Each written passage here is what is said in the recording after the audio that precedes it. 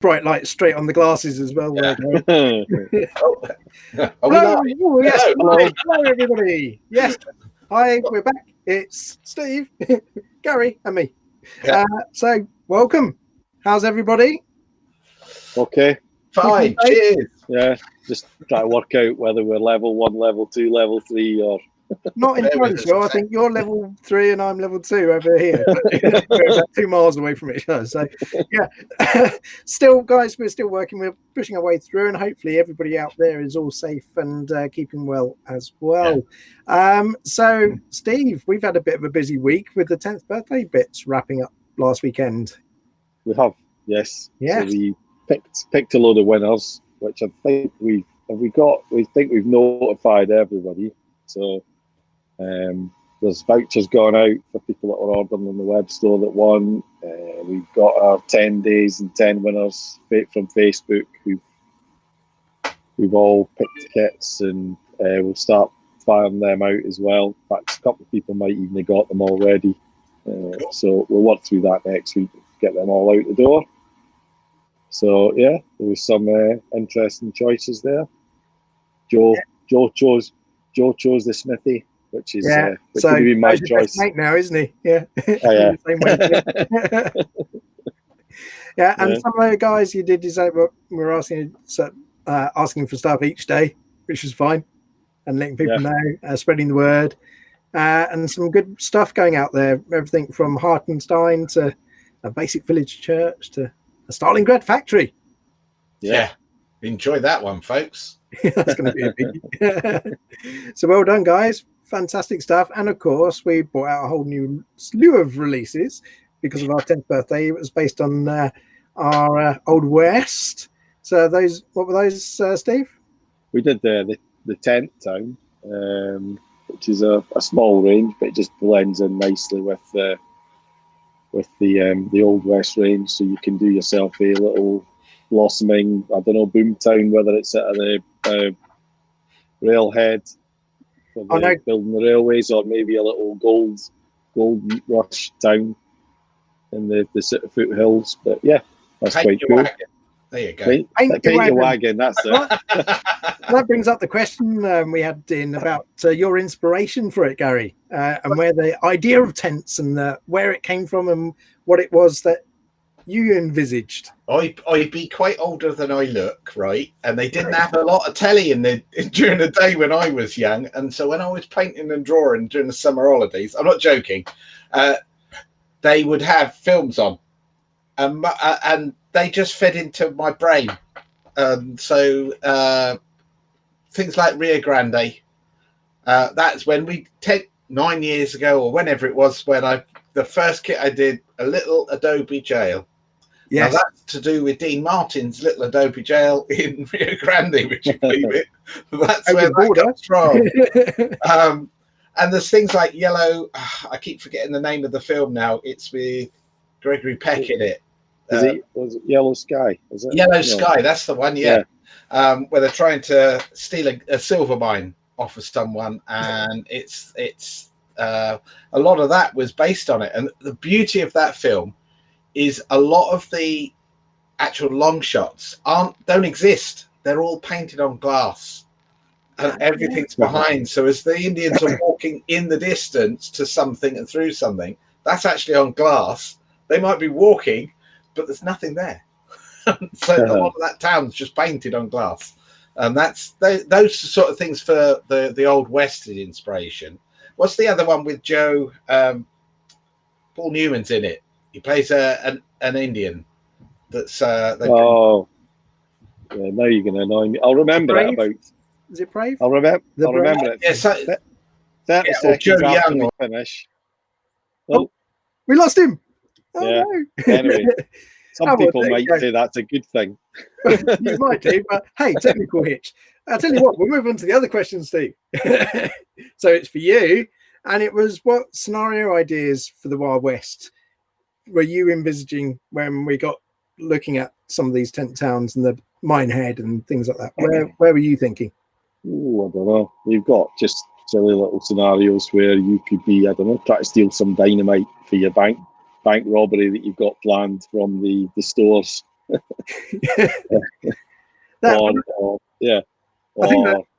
I think that's one of the key things. People often get tracked down one track with the game, and they forget you can actually make up your own scenarios and go off in a tangent and take the game rules and look at things like mine, and off you go, write your own scenario, and you've got Zorro at the mines rescuing the slaves or something. Yeah. Oh, he's back. Hello, Gary. What happened then? Talking about tent towns, there was somebody asked a question the other day about was talking about the skin, the paper skin on it, what was like underneath, and I was just thought, I know, I'll show, because it's actually got all the framework. So the framework's all there in the roof and in the roof and inside. So you could actually do it as sort of buildings under construction, use it in that way as well. It's not just you don't have to. The canvas was done to make them sort of in that look style, but it could quite easily, you could use those as buildings under construction. And on that vein, there's a really good thing called tacky glue that is great for sticking stuff on. It's a bit like the old contact adhesive, but it's actually slightly repositionable. So you put it on, it's very liquid, put it on with a brush, let it dry, but it isn't dry, it's tacky, and then you can actually put the paper on where you need it, and you can peel it off a bit and move things around a bit. It's really cool. It's great for sails for ships as well. Yeah, gives you plenty of that repositioning opportunity, and perhaps even if you mess about a bit, you could find yourself being able to dampen the paper, fold it, create different effects. Some people wipe it onto their cutting mat. So if you're doing card or paper cutting, in thin, you can actually put your card down, cut what you want, and then it comes off quite easily without dissolving the card. Especially if you're going to go and put that on, mount that on something as well. Yeah. It's quite cool. It's fantastic. So, inspiration from films. That Joe Young or whatever it is with Paul Newman, that's the mine shaft thing. That was just a spin-off of one of those. So there's loads of little, not just films. I mean, it's just wandering around, to be honest, and seeing stuff. It'll just spin off something, and we could do with that. And as I came back in, you were talking about rule sets and scenario ideas, and that's the kits I design. They're not necessarily for wargaming. They're for people who enjoy making models, and they're used as war game terrain or dioramas and stuff like that. So it's really, that would be quite interesting to do. Steve, being the gamer, goes, that would be really interesting to game too. So we then come to a gaming conclusion and a terrain style to it, but it has a more depth to it in terms of it actually has to be mixed with other things and people enjoy building it that way. So well, that's where splitting floors apart so you can game inside the rooms and inside the houses comes right into it, doesn't it? Yeah. And seeing inside those tents, obviously the paper is actually part of the instructions, so people can get those canvas effect being tightened at the corners over a wooden frame effect. That's actually there on the instructions when they get it, so they don't have to do anything other than cut it out. And no, that's right, it's cut square, ready for it, cut and stick on. But we can see fight scenes going on in there, and people being punched at the paper wall, the canvas wall. I think people, when they're gaming, should have little lights in there, and they can put the baddie or somebody in there, so you can actually see the shadow of them. So you can actually game by shooting through the walls to kill people. Paper's not going to stop that bullet. I want to bring more kinetics into your games. Things like the railway is all about moving things. Things move, so you might be sat there with your machine gun ready to, run by as the train shifts. It's like, oh, bam. Who shunted that? You were hiding 5 seconds ago. Standing having a chat, and then the train moves, and everybody's there. A bit like the crowd stuff that was put into Gangs of Rome. They become the unquantifiable element of the game. the chaos in sort of bit. That's quite interesting, isn't it? Actually having something that allows you to create that scene and that movie moment. Yeah. By not necessarily the people or the gaming pieces, but the train itself. Yeah. Not the train, choo-choo, the terrain. yeah, the terrain. Yeah, exactly. Yeah. Fantastic. Thank you for that. A bit more insight into the evil workings of machinations of Gary's mind. So, I wouldn't Gary, even try. No. Yeah. So, Steve, can we get Gary to spill the beans? Because there's something sat behind him I think we should probably mention. Is there? Oh, no, that's in front of me. That's the next part that you're going to talk about. I'm about that. I'm being professional lining up the next bit while I'm doing that. Yeah. Well, this piece, we can, can't we? I'm sure we can help Italary out. Yeah. I mean, this is, as if everybody knows, if we were looking last night, guide the camera, Gary.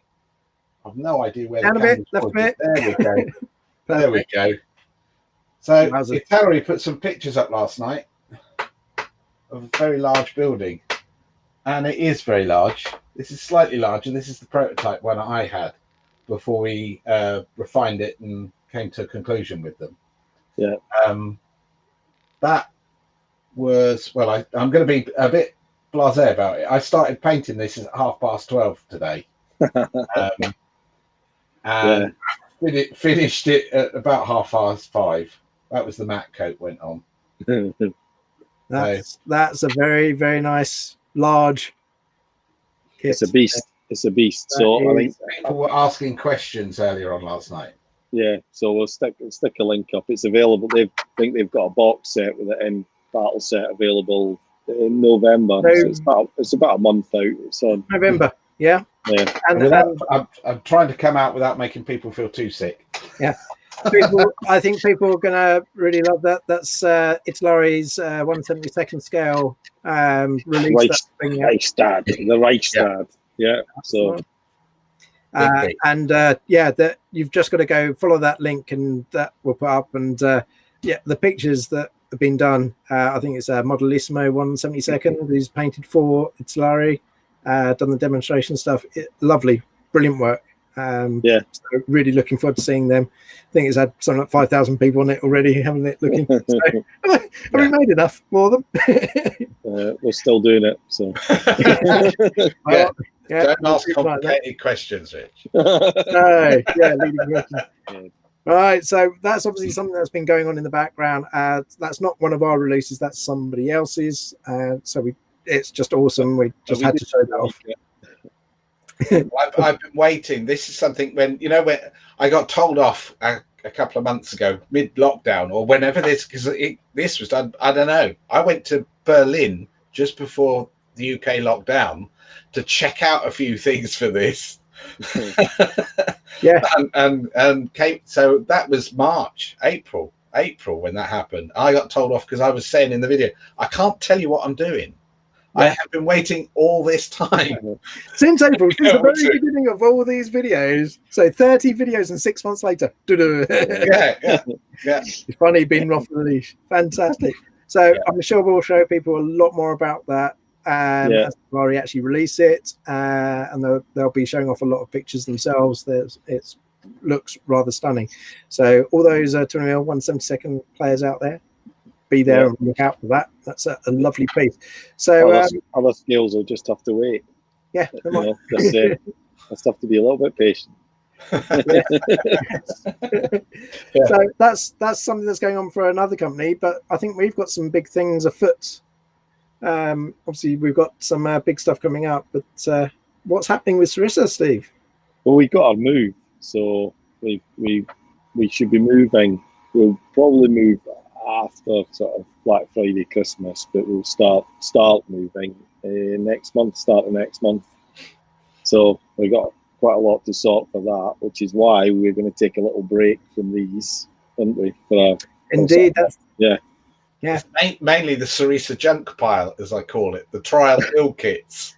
Yes, we do have a few of those trial and error kits Yeah, so we got a pile of stuff to go through. So we're gonna give everyone a break from us is probably the better way to put it. Yes. Well, we just mentioned 6 months, 30 odd episodes. So so I'd call this is a sort of you'd say this is the sort of mid-season finale, isn't it? They do it, all the box sets and everything like that. They do it, don't they? Sort of just before Christmas, Yep. You get that cliffhanger, and then you're sort of waiting for it to come back, and that's what this is going to be like. So we've got a move. We've got a pile of new stuff. We've got some paint guide videos we're going to work on. We've got some totally brand new product ranges in a sort of different direction, which I think will become clear because people that we're working with are going to start showing some stuff off quite soon. So that'll become quite obvious, and that's quite exciting. What else, Gary? What else? I was going to say, I have no idea what you're talking about on those. There's some. I'm now looking at the official piece of paper here, because Rich was asked the question in an email, and then I got caught by an update. Yeah, we've got stuff that there's a couple of kits from the book that are coming out as well. Yeah. Which it was, when the book came out, we were supposed to be launching some ranges, bits, bobs all along the way, but life and death got in the way. Pardon the statement. And there's a nice little vehicle. There's a couple of updates for the Ruin City in the pipeline. They've all done and dealt with, and there's a couple of.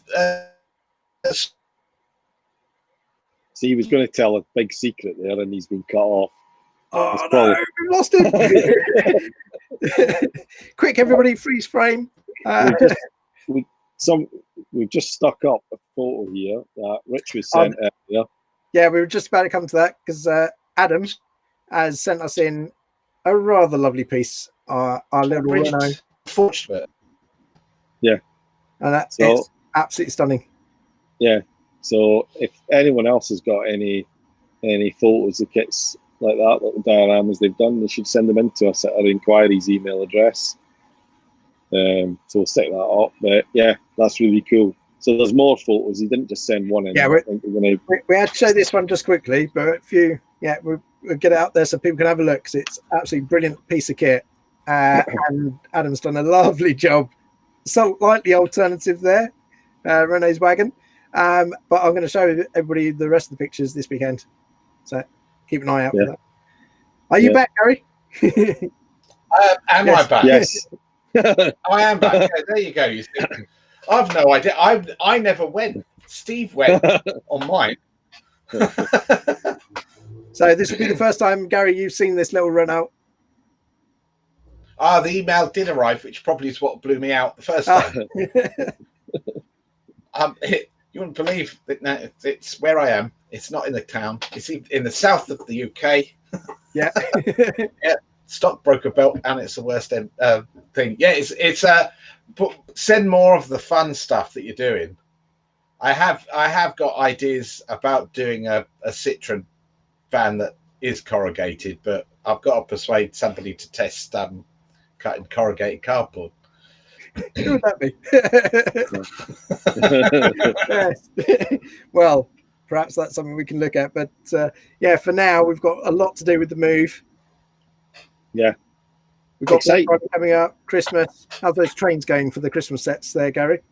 I got waylaid by somebody starting another project that was going to take a lot of weight and time. And so I sort of ended up wading in on that one to get that moving forwards. Who was that? Next, I have no idea. He's a new lad, and he needs some sort of training on how best to just get on with it. Now, it's as with all projects, it doesn't really start wading in on design work. What the project we're on about is Rich and Steve, and it had a bit of a chat, and that was sort of needed design input at the start. So it's best to get that done, and then while I'm chewing around on what I'm supposed to be doing for railway and bits and pieces, it works. There are multiple projects on the go. Yeah, Christmas train sets. lots of train sets. Yeah, let's see. Yeah, Let's see how that goes. That just leaves when the next show is going to be. Then I guess we're going to have a quick wait a minute. I'll check my notes. got notes again. Crikey. Yeah. November. Yeah, AJ's. So that's us for a month. November the 19th, we're going to do a live one, which is middle of November. We'll be back. He's on our YouTube as well for the videos. Yeah. Happening there. I was waiting for him to actually. Nice idea, Michael Blair. It's on the list. I had a very long list. I went down the south to an armaments museum, and there's a rail gun there. It's beautiful. Yeah, that's Michael Blair. You checked out the questions, didn't you? And yeah. Michael Blair and railgun. Yeah. Yes, one of the many things we do have. Sent in some pictures actually, which we will get done fairly soon. Yeah. Some nice little conversion work, which we'd like to see. So keep sending nice stuff into inquiries. That's precision.co.uk. But in the meantime, keep an eye out on our Facebook pages and our YouTube. I think would just like to say that we've done these for 30 weeks now, haven't we? And they've actually been quite fun, really good fun. So, and we've had no idea what we're going to do. I know. Till Rich throws an email at us about 4:30. Yeah. It might be quite obvious that sometimes we actually meet up about 5 minutes before it goes live and go, what are we going to talk about tonight? Yeah. There's a good. It might seem winged, but there's a lot of chat goes on. Yeah. So it's been fun. But I think the next month will probably fly by and we'll be back before you know it. Yeah, we'll be back before we know it, and we've got loads to show, so look forward to it then. Yes. Stay safe, everyone. Yep, stay safe. Yeah. Lockdown 1, 2, 3. Okay. Enjoy, guys. Bye. Bye. Bye.